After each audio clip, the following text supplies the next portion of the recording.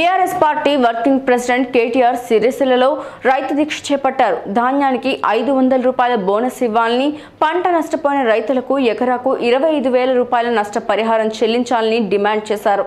రైతులపై కాంగ్రెస్ ప్రభుత్వానికి శ్రద్ధ లేదని విమర్శించారు. వెంటనే రైతుల సమస్యలను పరిష్కరించాలని డిమాండ్ చేశారు.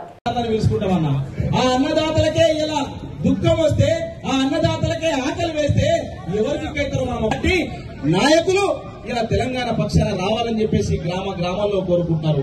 అందుకని ఒక పాట ఉండే కదన్న, సారే మల్ల సాగాన పల్లెలల్లా మల్ల సారే రావాలంటున్నారే, తెలంగాణ పల్లెలల్లా మల్ల సారే రావాలంటున్నారే, తెలంగాణ పల్లెలల్లా సారే రావాలంటున్నారే, పల్లెలల్లా రావాలంటున్నారే, తెలంగాణ పల్లెలల్లా మల్ల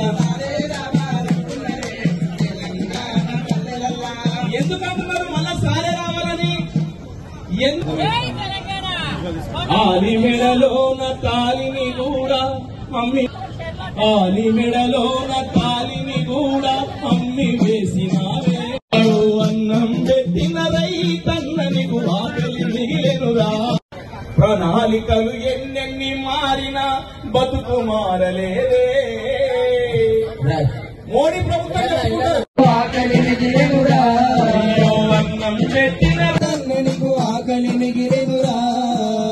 సారు మాకు ఆకలే ఉంది, మా పొలాలు ఎండిపోతున్నాయి, నువ్వు ఉన్నప్పుడే బుక్కడు బోండే సారు అని చెప్పేసి.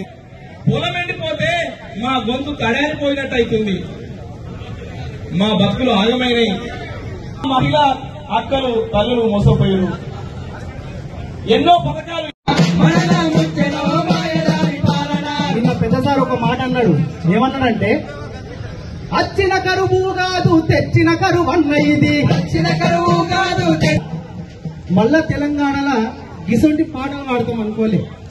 సేలల్లా నీళ్ళు మర్చిపోవే వానమ్మ వానమ్మ